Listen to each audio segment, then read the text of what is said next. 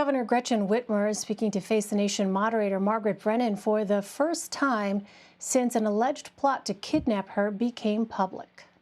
And just what happened to you this week, Governor? I mean, are you worried about violence on Election Day or around it? I'm not worried, but we are preparing to make sure that we do everything to keep people safe. And I've got incredible confidence. I know that the people of Michigan want to vote. We see how high the stakes are in this election. We're going to have historic turnout, and we're going to do it right. The FBI announced charges against several people planning to kidnap the governor and storm the state capitol. They were reportedly upset over coronavirus restrictions. All are believed to be members of a right-wing militia group. For more, let's bring in the Lieutenant Governor of Michigan, Garlin Gilchrist. Lieutenant Governor, thanks very much for joining us. Michigan's Attorney General says that Governor Whitmer knew about the militia plot against her for months. How did that knowledge impact the administration day to day? And do you know why authorities decided to act when they did? Well, thank you for having me on to discuss this really important matter. And it's important that we not reveal the details of the investigation as things are still ongoing. But we decided that we were going to continue to do our jobs. The people who were threatening us were doing so because they had problems with how we chose to keep people safe and save lives in the state of Michigan. One of those men decided that he wanted to kidnap, murder the governor, recruit 200 people to storm the Capitol with semi-automatic weapons because he was upset about going to the gym. This speaks to the kind of heinous attitudes that these people held, and I'm thankful to our law enforcement professionals for doing their jobs to make sure that we and the people of Michigan, those legislators who work in the Capitol, along with me as the president of the Michigan Senate, the children who visit the Michigan Capitol every single day to learn about their government, law enforcement kept them safe, and they acted when they felt they had enough information to do so. I understand the hesitance to talk about an active investigation, even as it continues, but I wonder if you can even tell us, have other lawmakers been targeted by this group?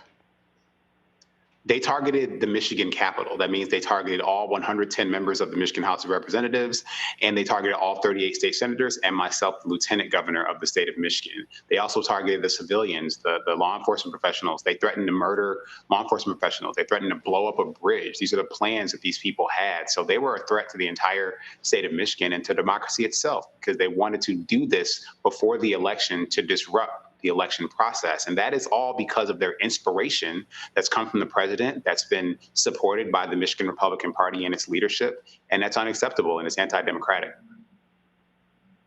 So let me ask you about the steps officials there in Michigan are taking in the wake of this. Is this impacting the way the state will respond should there be protests again like the kinds we saw earlier this year in the future?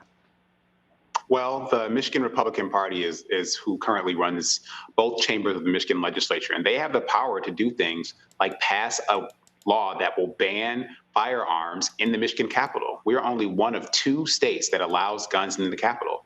And just to be really clear, 2 of the men who were arrested, they were 2 of the armed men who were in the Senate gallery over which I preside. I saw them with my own eyes carrying semi-automatic weapons in the gallery that all they needed to do was point and shoot, and they could have mowed down dozens of lawmakers and staff members. So I would hope that those Republicans would step up and take responsibility for the safety of their colleagues. But unfortunately, I'm worried that they won't do so because right after these charges were announced, the leadership of the Michigan Republican Party in the legislature marched right outside and participated in an anti-Gretchen Whitmer rally on the steps of the Capitol in Lansing. It is so, it's disgusting, their behavior thus far.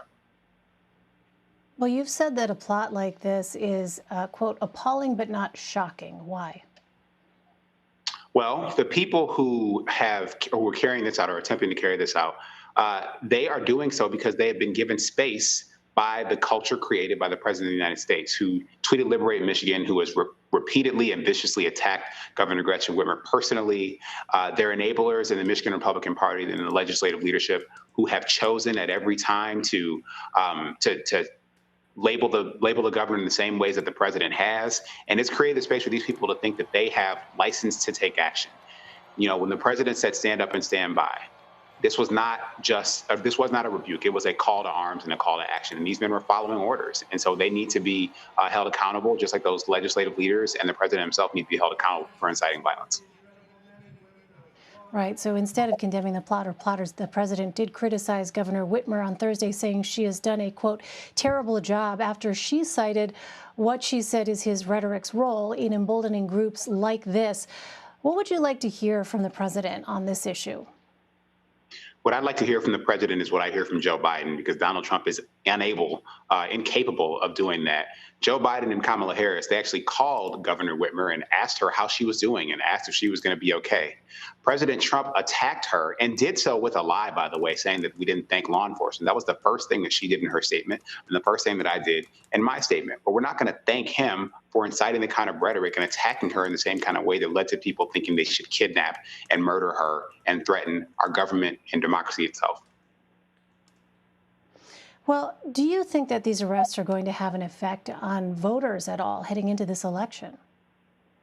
What I've seen since these arrests were made public is an overwhelming outpouring of support from people in Michigan, across the country, and around the world, not just for Governor Gretchen Whitmer as an individual, but for the work that we're doing to fight COVID-19 as a state, for the work that we're doing to protect our people. Michigan has been a leader in making sure that we are protecting communities of color that were disproportionately impacted by COVID-19. Our economy is open at a higher level than the nation's overall and many other states because the people of Michigan have stepped up, worn masks, and practiced physical distancing.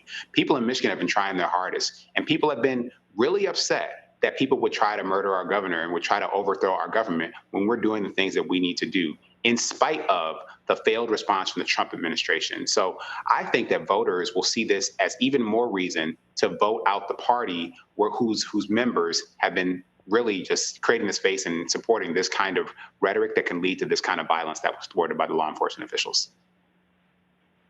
Michigan Lieutenant Governor Garlin Gilchrist, thank you so much for joining us. Thank you for having me, Elaine.